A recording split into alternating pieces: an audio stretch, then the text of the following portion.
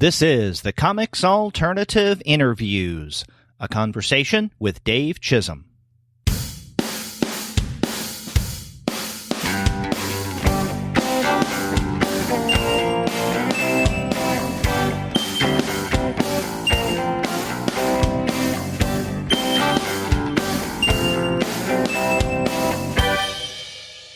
Hello and welcome to another episode of the Comics Alternative Interviews. I'm Derek, one of the two guys with PhDs talking about comics, and on this episode I have the pleasure of talking with Dave Chisholm. His new book, Instrumental, is coming out from Z2 Comics, but before we get to that conversation, I want to let all of you know that this episode of the Comics Alternative Interviews is brought to you by the wonderful folks at Discount Comic Book Service. Go to their website, dcbservice.com, for all of your comics pre-ordering needs. There, you're going to find all DC, Marvel, Image, and Dark Horse titles at 40% off the cover price if you pre-order. For all of the other publishers, you'll find that those discounts can be 20 to 35% off of the cover price, and every single month you're going to find some unbelievable, mind-blowing specials. Sometimes those specials could be as much as 45% off cover price, sometimes 50% off of the cover, but every now and again you can find discounts that go higher than that. And for the month of May, you can find what you can always find on Discount Comic Book Service, and that is incredible prices on bundles of comics. That's right. At 50% discounts, you can get bundles from Marvel Comics, their Marvel Secret Empire bundle, as well as the Marvel Kids bundle. There's also a Valiant bundle, a DC Young Animal bundle, DC Rebirth Variant Edition bundles, and DC Universe Rebirth bundles of various sorts. You can't go wrong with all of these bundles at Discount Comic Book Service. Check out their website, dcbservice.com. They'll take care of all of your comics pre-ordering needs. And after you do get your titles there, please be sure to send them an email and tell them that the two guys with PhDs sent you. I have the pleasure on this episode of talking with Dave Chisholm. He has a new book from Z2 Comics called Instrumental.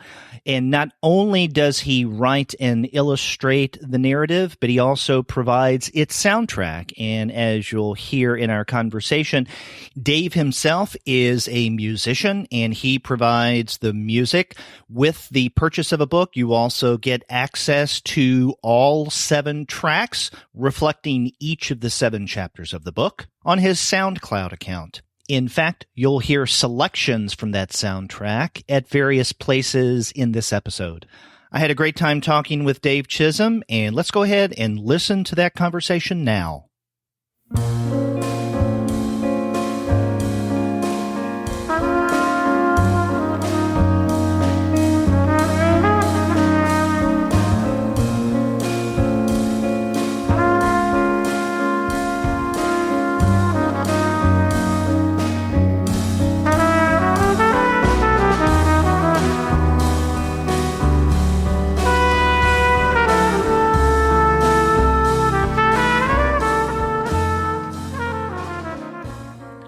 I'm pleased to have on the Comics Alternative Dave Chisholm. His new book, Instrumental, will come out soon from Z2 Comics.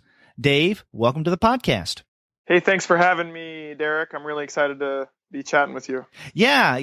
I'm glad to have you on the show. You and I have communicated for a while about this upcoming book, and it's really good. And so I wanted to make sure to get you on the show around the time of Instrumental's release. So as a way of introducing this book to those who may not be familiar with it or maybe haven't seen any of the solicits surrounding this from Z2, how would you explain Instrumental to the uninitiated?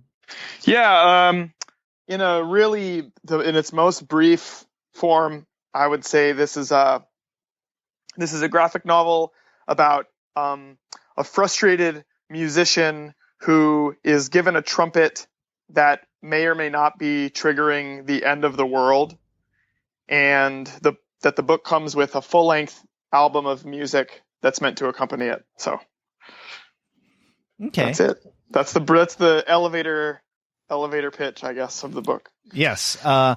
And the protagonist of this story is a trumpet player, Tom Snyder, and he's the one who finds himself in possession of this trumpet through not nefarious means, but somewhat secretive, mysterious means, right?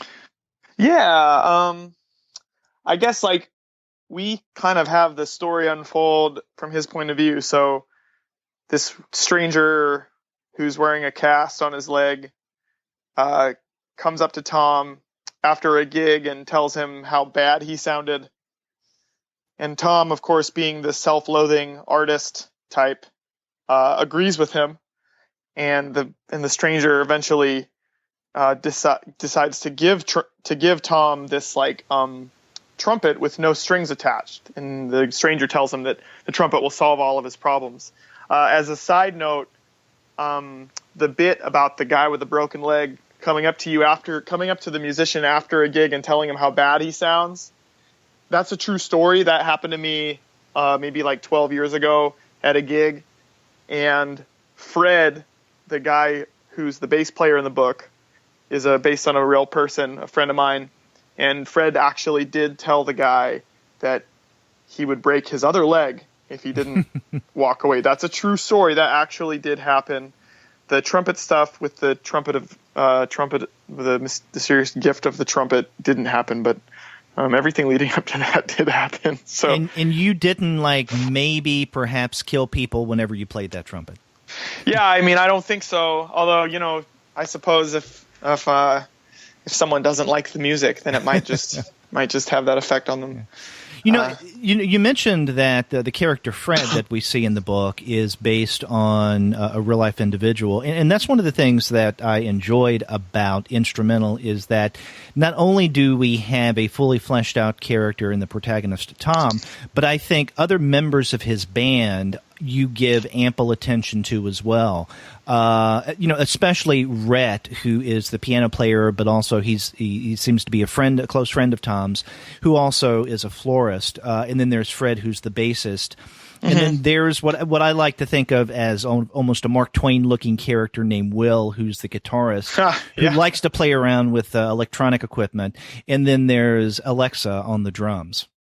Yeah, that's right. They're all based on friends of mine, like real people. So all of them are? Yeah, all of them are.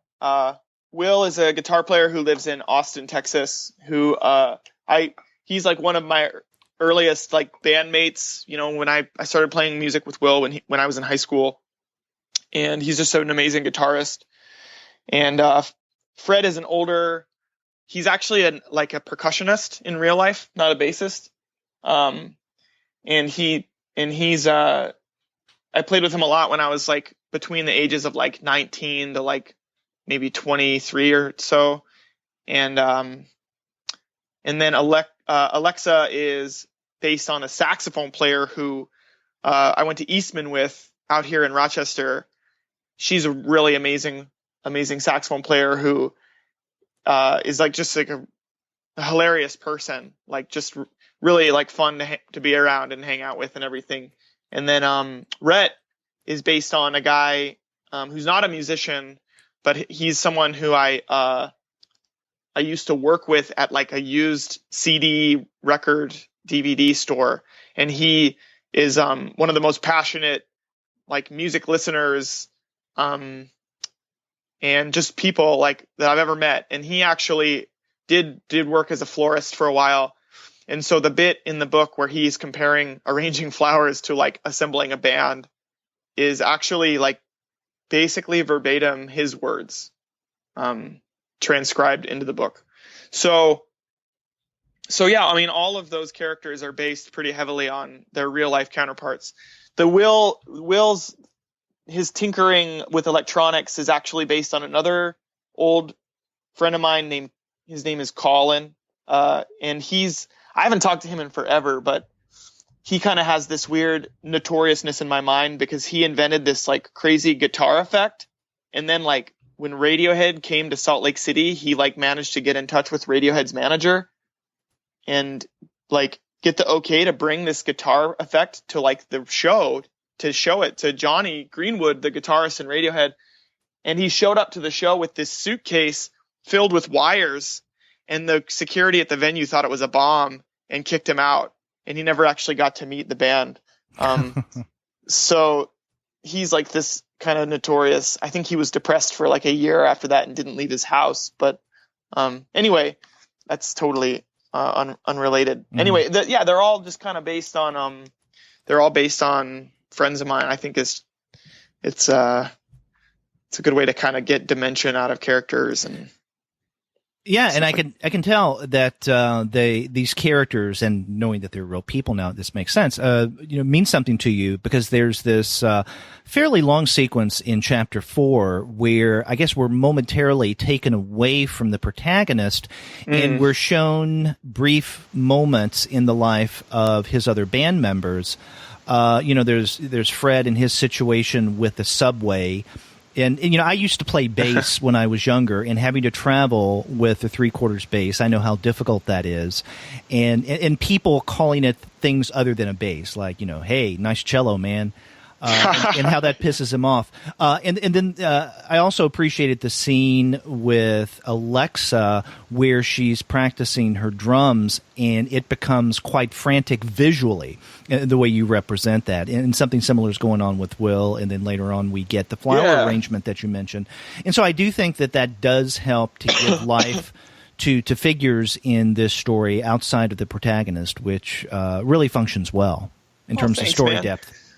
Yeah, actually, the at the end of the bass sequence, Fred, someone actually says, "Hey, how long have you been playing the bass?" Right, and he actually recognizes this giant instrument as the right instrument as a bass, and that is actually based on a really good friend of mine who passed away. He's a bass player who actually died really suddenly and tragically. He drowned while he was playing on a cruise ship, and so. This the whole book is almost like a tribute. He died while I was working on the book, and so it's really dedicated to Will. But yeah, all those sequences, those were the last things that I drew for the book. Actually, I thought that it needed some kind of lighter scenes to break up that 4th chapter, and so those were the last addition to the book. Those little vignettes with his band. So yeah. I'm glad you liked it. Yeah. Now, as if our listeners haven't been able to figure this out already, I mean, you are a professional musician, and so you are not only a cartoonist artist in terms of comics, but you're a musician. And tell us a little bit about your own experience with music, and not only how it resulted in this particular graphic novel instrumental, but also how your music may inform other work that you do in comics. Yeah. If at all. Yeah. Well, I think for listeners, I guess, just to kind of give some background. I have my doctorate in jazz trumpet from the Eastman School of Music, which is one of the most prestigious music schools in the world. So that's pretty cool. And I teach a lot of music. And I also I play quite a bit. And I play a lot of different styles of music. So even just within music, I kind of my interest is pretty divided. I do play a lot of jazz music, but I also I probably gig more right now on guitar and singing than I do on jazz trumpet, just because the nature of the market, and I have a big passion for writing songs with words. And I write a lot of music, and I've been a professional musician now for almost 20 years, which is really kind of when I say that out loud, it makes me feel really old. But in terms of how it affects comics, I think music and comics are sort of nice. I think it's a similar experience in how you take them in. When you look at a painting, you can look at it and kind of like drink it in one instant, it becomes there's like very little of a temporal element when you're talking about most visual art. But when you talk about a comic book or a graphic novel, sequential art, the time element becomes totally crucial, right? And the whole composition is something that can't be witnessed at a glance. You have to spend some time with it. And I think with music, it's the same thing. You can't hear a song by looking at a WAV file, right? And so my kind of like top-down imagination kind of view of like composing a song or composing drawing a graphic novel or writing and doing something like this project is kind of similar in that like it's a series of nested compositions. So like an entire graphic novel is one big composition, but each chapter is its own complete composition in and of itself. And then within each chapter, you might have like between like 3 and 6 scenes in a chapter that are anywhere from like 1 to like 5 pages per scene. And each scene has its own like special compositional shape with like a focal point. And then within each scene, you have each page, and each page is like a composition, obviously like as a composition, like more in the traditional sense, and with its focal point. And then on like an even more zoomed in level, each panel is a composition, right? Mm-hmm. So you have this like series of nested compositions. And I really view like music as the same way. You have like an album or a suite or whatever that is one big composition, one big arc to it. And each track has its own arc. And then within each track, you might have different sections of a tune. And that gets, each section gets its own, has its own composition.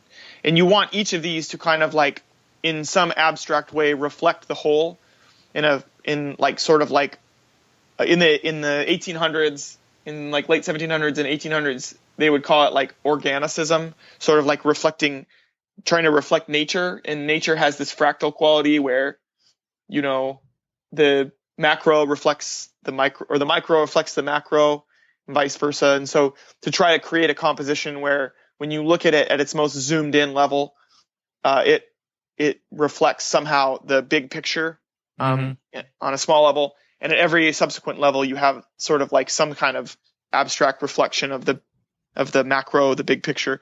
And so, and just these kind of things go through my mind. Like this is basically how, when I do like kind of when I'm plotting out like a project like this, I tend to have like one sentence synopsis of the whole book. And then I have a series of bubbles where I'm like, these are the big events that happen. And then within each big event, you have a series of smaller events until you have it broken down to like, exactly what's going to be on every panel of every page. And that's, I think it feels like the same part of my brain that's working at, the same kind of process, when I'm doing music or art. It's the same, or comic books anyway. It's the same kind of like process. I think also with jazz music and comics, there's a lot of historical similarities. Like they kind of emerged approximately in the same place in the same time, at least like kind of comic books as we know them, like American comic books, right? They both emerged from basically like persecuted racial minorities. Like comics, early American comics were almost all made by people of Jewish descent, and jazz music obviously comes from like Black American music from like New Orleans and everything. And they both started as like kind of like quote unquote low art. Right. Yeah. Questionable origins, even down to potential links to organized crime. Right. And over the course of the 20th century, I think with no, I don't think anyone would argue with this, that both art forms achieved like high art status at some point in the 20th century. And so I kind of see them as sort of like kindred spirits in a way. Even though, to be quite honest with you, Derek, like jazz music isn't, despite the fact that I have 3 degrees in jazz music, it's not really always my favorite type of music broadly to listen to. Mm-hmm. It might just be because I have 3 degrees in it that it just reminds me of school. But I mean, all of this is fascinating. It's not as if links between music and comics haven't been there and haven't been mentioned by creators in the past. Usually, though, when you do see music referenced in terms of comics, at least from my experiences, more times than not, it's, let's say if we're dealing with individual comic books, right, in the back matter of, like after the end of the comic proper, you'll have a note from the creators and they'll mention something about, oh, this is the playlist of what I was listening to as I drew this, or as I wrote the story. And I mean, that could be interesting, but that music may or may not have anything what to do whatsoever with the content of what they created. I mean, totally. Like when I was doing this book, I was listening to almost exclusively the Rolling Stones, which is like, what? Like it's pretty far away from everything in this book, so I totally hear you. Right. But what you've just been describing is not so much the content of your comic and how that links to the actual kind of music that you were listening to or you created along with this, but something much more philosophical, right? How we consume these media, especially with a time-related perspective, and how they're constructed even in ways that are not dissimilar. Again, coming back to the issue of the sequential temporal element. And I think that's fascinating. Now, you mentioned that an album is going to be released along with the graphic novel. So will these come together, or are they purchasable separately? Well, the book has like a link printed on the inside and a QR code if anybody uses like a QR reader on their smartphone or tablet device. And so that will link to like a free download of the music if you buy the book. However, the book or the music is also available separately for people who just only want the music. And also, like, if there's some collectors who like physical media, the music's available on CD as a separate purchase as well. Okay. Also, like, it's just good to have CDs to sell at performances. So that's also like another reason why I had CDs printed for this. It's just good to have media to sell. Yeah. So, and the album is the 7-track that reflects the 7 chapters of the book, correct? That's right. They all have the same titles. So track 1 has the same title as chapter 1, and so on. Right. So we start with The Void, and the last song is like the last chapter of your book, Best of Luck. Yeah, that's right. Yeah. And in fact, we're playing some of this music in this episode, in the intro and outro of our interview. Yeah. So our listeners can get a little taste of what they have to look forward to. Nice. Yes. Yeah. Another thing that I find fascinating is, and I don't know if this has been at the same level or frequency for a while and I just haven't been paying attention to it, or if this is just a recent phenomena, maybe even by chance, but I have noticed more and more creators or teams of creators who are bundling in one form or another music along with comics, like doing what you're doing, that, it comes with a code where you can download the music, or maybe even with a physical a CD as well. So this seems to be something that I've noticed more frequently over the past, 6 or 8 months. And now you're doing it as well. Yeah. To be honest with you, Derek, it's a little bit frustrating because I've had this project like basically totally done for like 3.5 years. Mm-hmm. And it just, like, as an unknown creator doing a book on subject matter that's not exactly the kind of stuff that's like flying off shelves currently. It's not a trendy book. And it's a big book. Like, it goes against like the advice of breaking into the comic industry, which is don't start with something that's really big.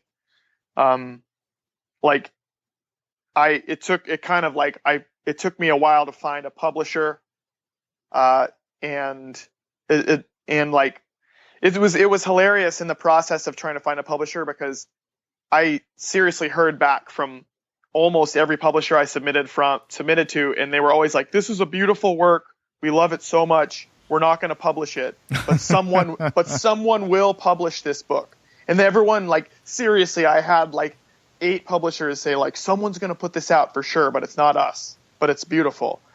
And I was like, man, like, so like kind of disheartening. And then like I kind of like found Z2. I met Josh at an event at New York Comic Con several years ago, and Josh Frankel of Z2 Comics. Yeah, and he dug the work, and we kind of had plans to put it out much earlier, like a year or even more earlier, but they there were some like personnel shuffles within the structure of Z2, and like changes in their publishing schedule, and basically my book got reshuffled to come out now so that it could come out right around the time that their other music book is coming out, like later on this summer. Is that Murder Ballads? Yeah, Murder Ballads is coming out, and which looks really awesome, by the way. And so as a result, like my book is coming out so much later than when it was drawn, you know. It's a little bit frustrating to see like everyone else having caught up to my like ridiculous idea, but it's also kind of like, you know, it's pretty cool too. I mean, I like the mix of music and comics, and it's not always about like being the first to get to a goal, but it's more about being like having something that's unique and fresh. And I suppose if I was to like toot my own horn, no pun intended, or maybe intended, like, I don't think there's, I imagine there's not many people in the comics world who can kind of like do all of it the way I've done it on this book. Right. And, it's interesting that you mentioned Murder Ballads, because that's definitely one of the books that I had in mind when I was mentioning a moment ago more of a frequency of comics with music associated with it. Right. And there's that, but I also was thinking about the book that Jeff Lemire put out last year through Simon & Schuster, and that is Secret Path, which includes music from Gord Downie. But in all of these cases, the artist and the musicians are two separate entities, right? I mean, you don't have, as we have with instrumental, the creator of the comic and someone who doesn't do just the art or the writing. I mean, you do both the writing and the art, but you also do the music. And that's something that we really don't have. So in comics, when even there's a direct link, marketing or otherwise, between the comics and the music, it's not the same person who provides those media. Yeah. Right. And it's tricky, right? Because, like in a really mundane sense, like, I hope that I don't come across as like the master of none kind of scenario where, like it really, when it comes down to it, like, am I marketing the product or am I marketing like myself? It doesn't really matter that I've done all of this stuff if the product wasn't like good, like if the product wasn't something that I believe in or that other people dug or whatever.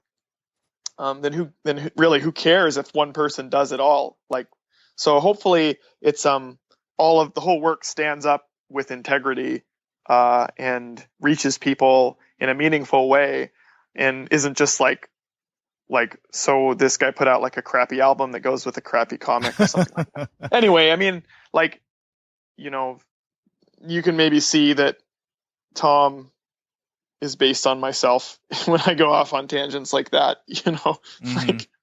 Like I should just focus on the process and just enjoy making this stuff instead of worrying so much about this other crap, you know, this other stuff. So. Well, which came first, the music or the comic?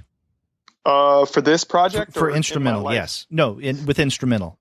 It was, okay, yeah. I would say the first thing that happened with this was just the idea of like a comic book about a trumpet player who has a horn that, you know, causes bad things to happen.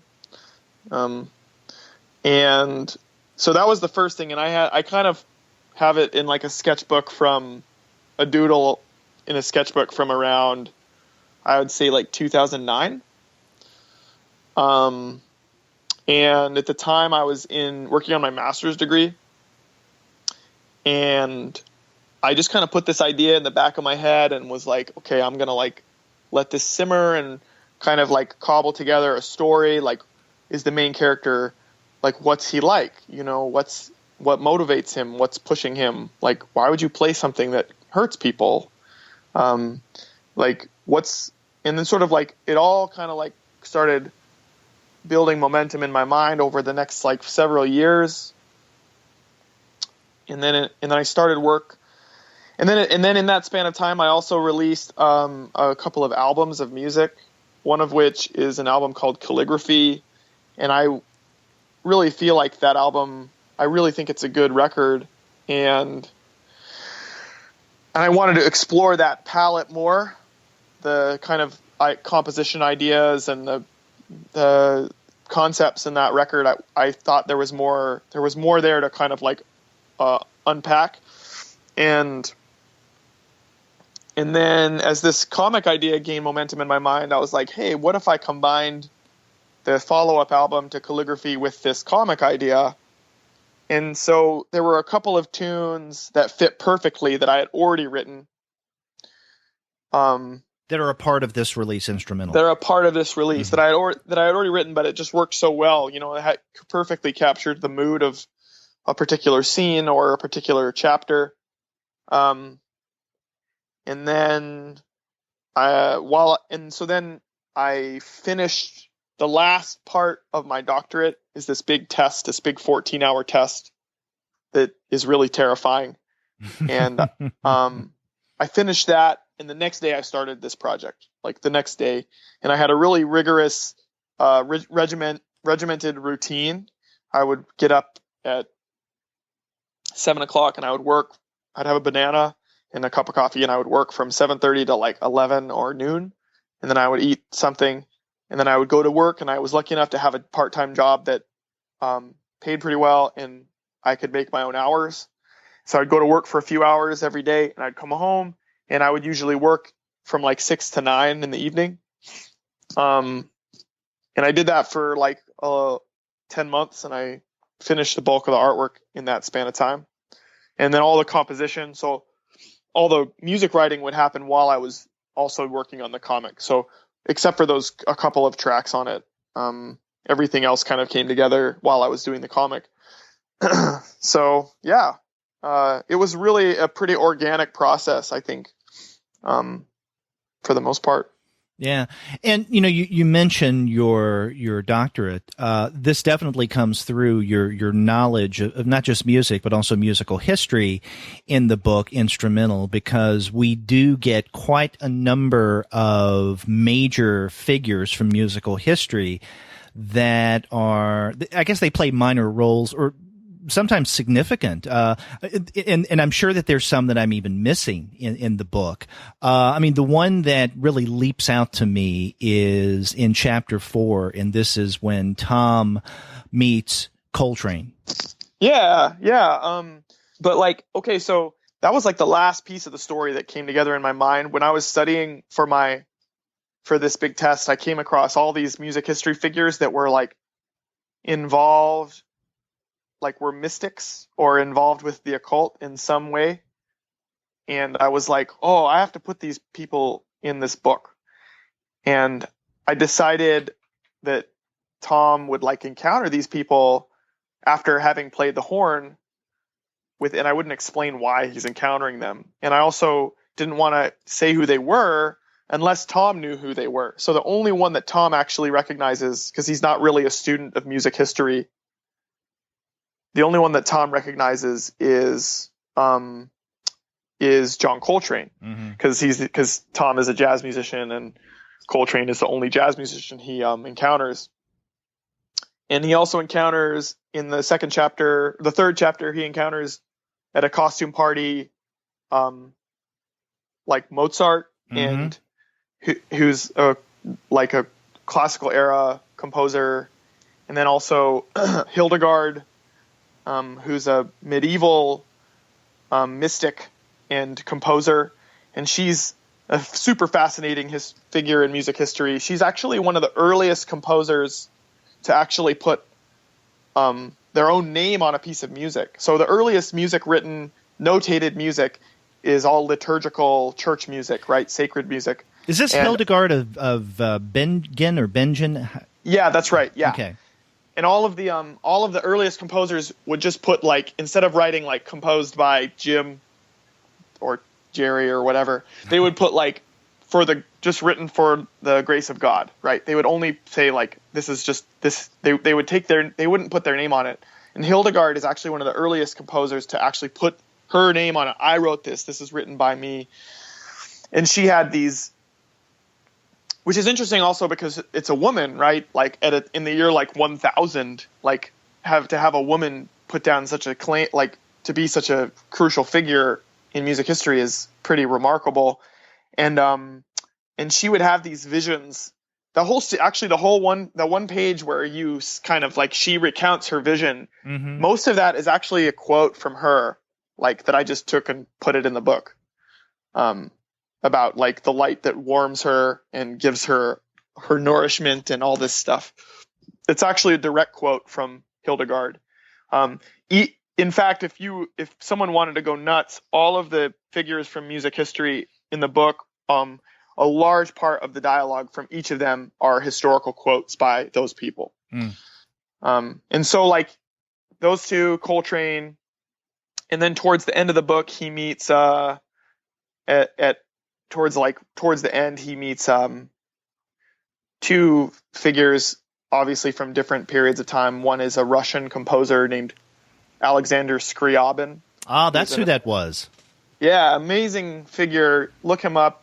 Like, his music is really pretty challenging. This is during that conversation between, let's say, the apocalypse and Armageddon, and the differences between those two. Yeah, that's an interesting section of the book. Oh, thanks, man.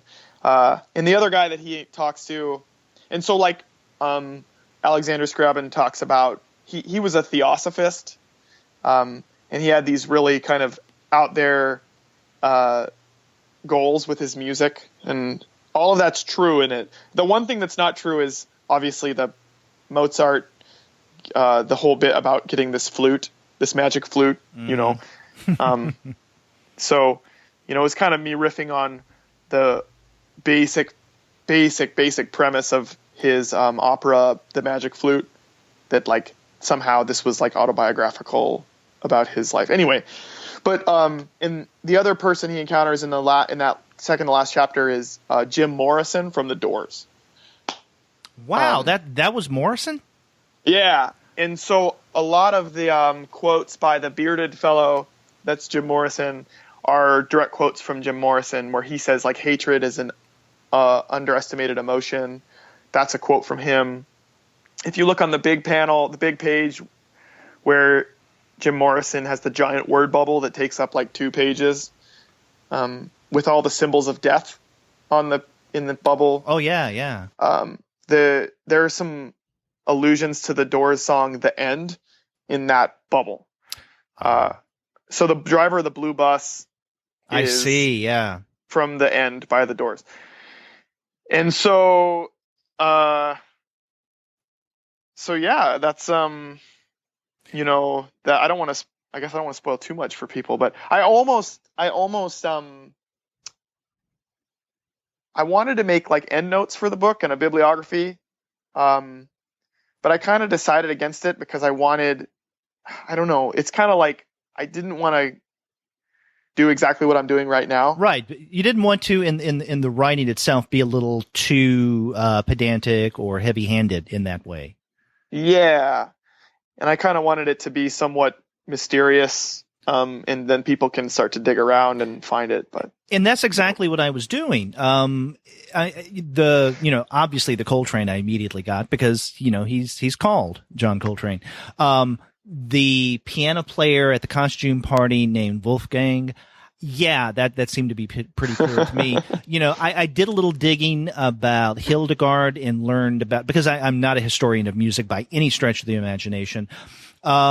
The only other musician that I would probably recognize in addition to Coltrane would have been Jim Morrison, but that went completely over my head. I did not get that. And I think that the joy of discovering those things either on your own or, as I'm doing, talking with the actual artist and having him tell me is much more exciting than having it spelled out in an appendix at the end. Yeah. I mean, I didn't really want it to be like, look how clever I am, like in the end of the book. So I don't know. I mean, it's also like around the time when I when I would have done that, I was just really busy with other stuff too. So I mean, it's probably for the better. At least I'll tell myself that. Yeah. Getting back to the Mozart character, I particularly enjoyed him because, he's at a costume party, but he's at the piano, he's smoking a cigarette. So on the one hand, he kind of comes across as kind of a sophisticated lounge singer. But at the same time, I couldn't help but think of Cole Porter and the way he comports himself. And his attitudes toward life and music, it just seemed to have that kind of sophisticated feel to it. And of course, the cigarette. Yeah. I guess I didn't think of that. I did have one when I was working on the book. I would send like chapters out to like this panel of like friends to kind of see like what their take was and everything. And in hindsight, I don't think I'm ever going to do that again. But, but like one guy was like, this doesn't really seem like stuff Mozart would say. And I was kind of a little bit like, okay, like it's fine. Like it's not Mozart. It's a character named Wolfgang in a comic book.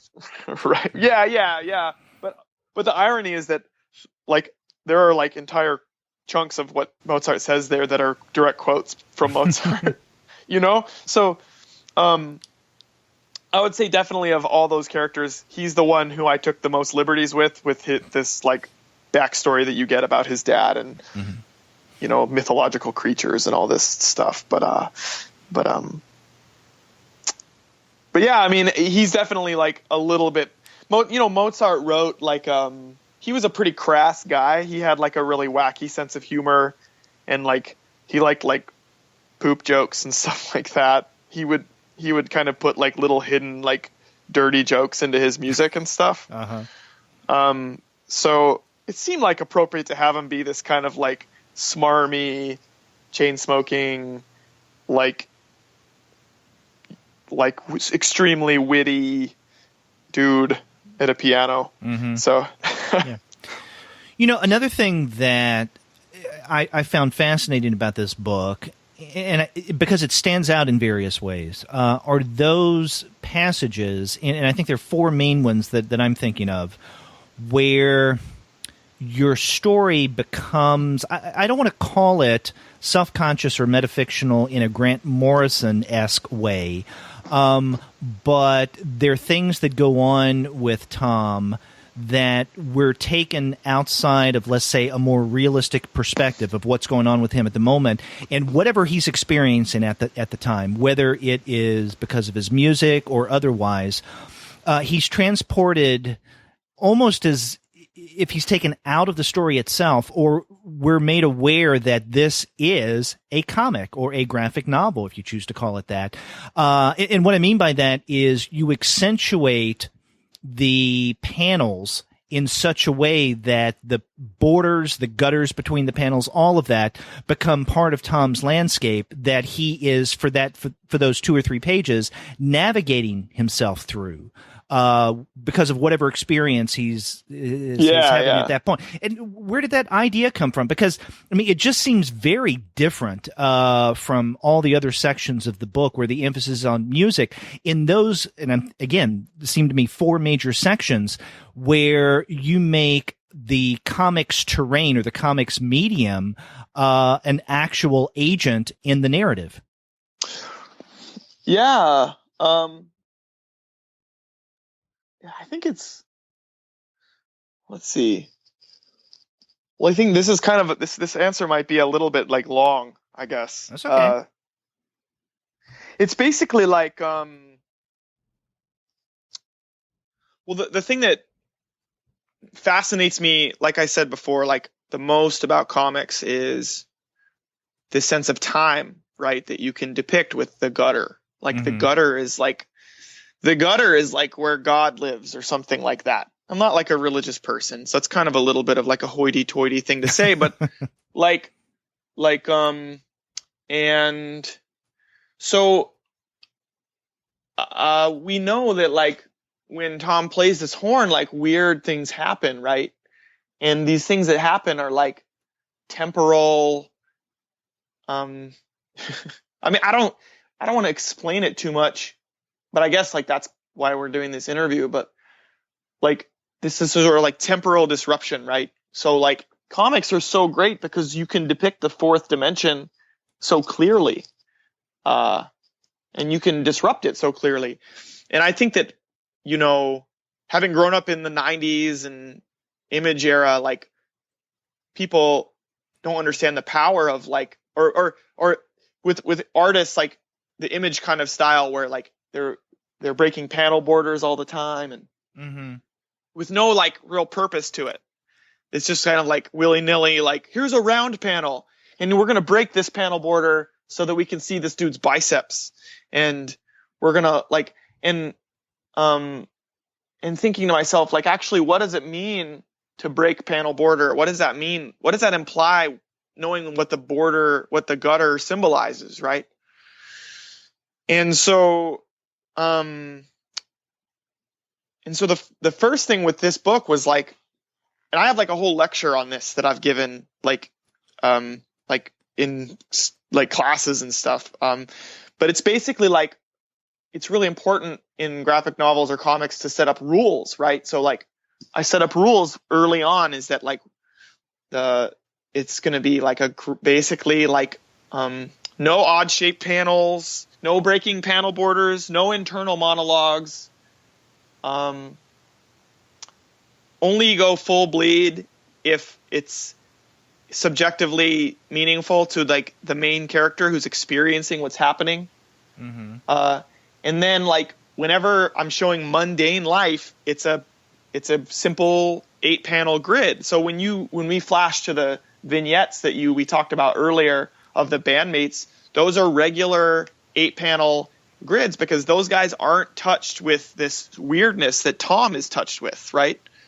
And so throughout the book, when we're seeing it from Tom's experience, the panels vary in shape. Some of them full bleed, some of them don't. There's still no breaking of panel borders. There's no internal monologue. This is deliberate choice, right? And when you set up a sense of normal, then it becomes meaningful when you break that sense of normal. And so every time Tom plays the horn, all of a sudden, like he's experiencing time the way a comic book reader experiences time in the story, right? Or time from outside of the story looking down on this story, right? And so the page becomes a part of like the way to depict that he's like time is something weird is happening with time. But there's still panels and borders there, right? That's still like a meaningful thing. And then he zaps back into mundane life, or at least like a slightly mystical, strange life that he lives, right? Mm-hmm.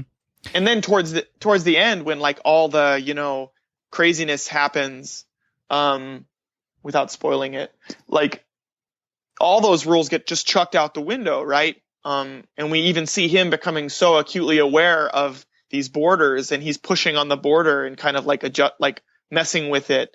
And then he, like Little Nemo style, like takes a step behind the panel to see like what's back there. Mm-hmm. And, it does get really weird and trippy and strange. And it's, in a way, like it ceases to be, I mean, it's not about music at that point, but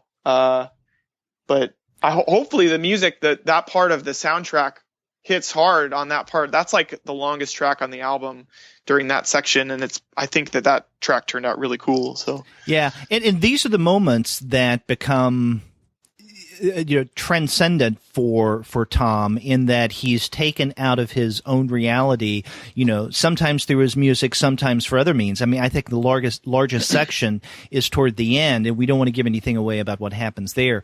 But it's as what you do to explain it to our listeners. Because this podcast is an audio medium, unfortunately not visual, so it's hard to sometimes describe comics that I guess listeners can wrap their eyes around.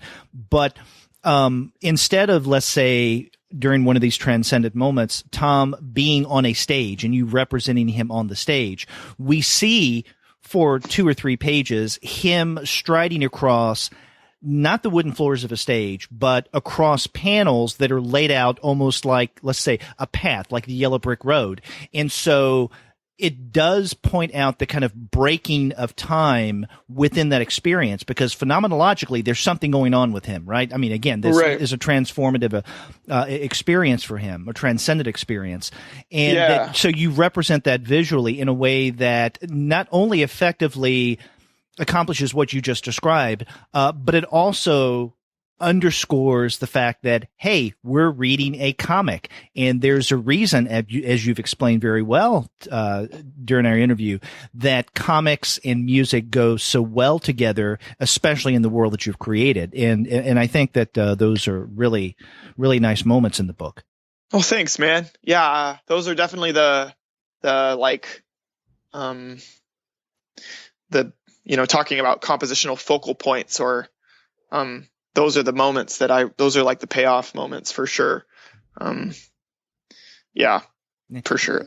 Now I'm really happy with him. Yeah. Now, instrumental is not the only work you've done in comics. I mean, you're primarily a musician, but you've done work with other titles, and I haven't read it, but I did see where you did the art on Tyranny of the Muse with Eddie Wright. Yeah, that book is really fun to draw for sure. I love Eddie. So tell us a little bit about that one. Oh man, well, the first 2 issues are drawn by someone else. And I think like there's, for whatever reason, those 2 guys, Jesse Balmer, the first artist, and Eddie kind of, parted ways. And Eddie found my work on, I don't know, Tumblr or something like that, and offered to see if I was interested in drawing it. And I just think the story is so cool. Like, and it's about this guy who, it's similar themes to instrumental. It's a guy who is addicted to that rush of inspiration that you get when you're creating something new. And so once a month or something like that, he gets these injections of direct inspiration into his brain by this woman named Bonnie, and he starts art projects. So he'll write the first few pages of a movie script or a novel or a painting, start a painting, and he never finishes anything. And it's really frustrated and depressing because he doesn't finish anything that he starts. And the great thing about that book for me is that Eddie just lets me go nuts with the art and take risks and be experimental.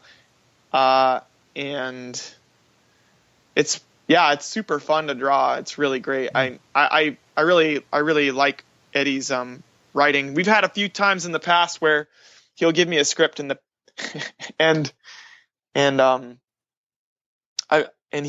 sometimes he'll get a little overzealous with what can happen in one panel or on one page. how much stuff can you fit on one page or in one panel, and I'll kind of have to like readjust his script. But again, he's like super flexible about that. So, so yeah, that book is super fun to draw. I love it. Yeah, from what I've seen of it, I couldn't help but think of that Albert Brooks movie from the 1990s, The Muse. Yeah, I actually never saw that movie, but with the way you were describing the premise of this series, where someone who becomes addicted to a muse, or let's say the kind of dark or the negative side of having a muse, that's what the movie's all about. Yeah. And this is a series? Yeah, I'm currently drawing issue number 5, and it's posted on Study Group Comics, which is like probably like my favorite webcomic curator, I guess.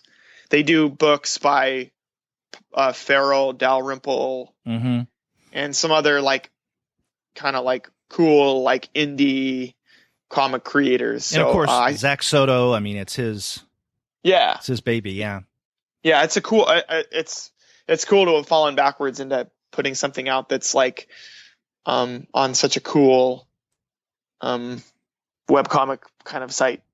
It's pretty awesome. Yeah, I know we have a monthly series devoted to webcomics on the Comics Alternative, and Study Group is one of our go-to favorites of for webcomics, and also print comics as well. Yeah, right. They do print stuff out. I know Eddie prints out. We have like physical copies of Tyranny of the Muse available, and I want to say that he signed a publishing deal for like a collected edition when it's all said and done. But I don't know if that's for sure. And I obviously like, it's not for me to announce anything officially. But yeah, it's cool. It's good. I also did two pages for the Locust Moon, Little Nemo, Dream Another Dream anthology. Oh, that's right. And that won the Eisner Award, so that was like pretty thrilling. And I'm I guess I consider myself friends with those guys. I think those guys they've asked me to do some more work for them. So I did drew a short story for Chris Stevens, who's one of the main guys over there. And then right now I'm doing a freelance side project for Josh O'Neill, who we have the same birth date, so that's cool. Anyway. Well, no, I mean, you anticipated. My next question was if you're working on anything else in comics. Yeah, I'm doing I obviously am drawing Tyranny for Eddie. I'm doing this project for Josh. It's not really a comic book; it's more of a children's book. Not Josh Frankel, but Josh O'Neill. Mm-hmm. And then I'm also drawing this really cool sci-fi book for this guy in Texas named Milton. And that script is really hard. That script is really kicking my ass, man. Like, like it's really challenging me and forcing me to like grow as an artist. So that's good. I don't know if I'm kind of plugging away quite slowly on that one because I have so many other things going on right now. Hopefully this summer and fall, I'll be able to really like get a lot of pages done on all of these projects. And then I also have like this idea for, I have like the whole story basically fleshed out for this kind of this story that's really inspired by Inuit mythology. That's takes place in a dystopian future in a world where the sun has cooled down considerably, and human and like the population of the earth has shrunken down a lot, and it follows this like tribe of like basically like Inuit like people who have kind of developed this new way of or not, like, it's just an adjustment for them, I guess. And anyway, but I have it. It's just another one that's like too big, man. It's too big of a story. It's stupid. It's really dumb. It's like 27 issues or something like that. So like, odds are I'll never be able to draw it unless somehow instrumental becomes like some sort of weird breakaway, unexpected smash hit. And then I'd be able to afford to be able to dedicate a few years to do this book. But it's a cool idea. I'm really happy with it. I think I just need to tweak the story to kind of distance it from some of the works that influenced it. The typical kind of like, you don't want to show your influences too much, right, in a book. But yeah, and that's it. And then, just music stuff and teaching. And my life is weird, Derek. My life is really, I think like, not as weird as Tom's, I hope. Yeah. Well, the character of instrumental. Sometimes it gets there. Like when I feel like at a certain point in my life, like thinking like, what do I want to do with my life? What would I do? What would I do? Like, it's that question from Office Space. Like, what would you do if you had $1 million or whatever? And it's like, I just want to do whatever I want to do. It's like such a stupid answer, right? Like, it's such a, like, wishing for 1 million more wishes from the genie. But I think I'm pretty lucky in that I get to do what I want to do with my life. I'm very privileged and lucky. I get to do what I want, and I suppose I do it well enough that people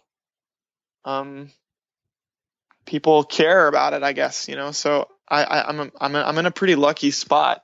But as a result, like, I have all these various plates that are spinning, and sometimes progress on any one plate can be a little bit tedious and slow. But I have pretty good follow through, I suppose. So anyway, I guess I'm being too vague with my answer. No, not at all. But one thing you definitely haven't had a problem in following through with is this new book, Instrumental. And so congratulations on Thanks, that. About to come out, and our listeners can get a copy of that and also listen to your music as well. Yeah, that's right. Yeah. Everyone should go buy it. or like, go to the store and look at it and decide you don't want to buy it. That's fine too if you don't buy it, but you should buy it. Right. Well, Dave, I'm a horrible salesperson. Yeah. Well, Dave, thank you very much for being on the Comics Alternative. I appreciate the conversation. Thanks, Derek. I love your podcast, man. It's so happy. It's so great to have like discourse about comics that's like, really digs into like what the possibilities are, and kind of like, I don't know, not to be like too disparaging to other podcasts or outlets, but it's nice to have one where it's not just arguing who would win a battle between Hulk and Superman. Well, I appreciate that. Thank you. It's good to get that kind of reaction from listeners. Totally, man. Totally.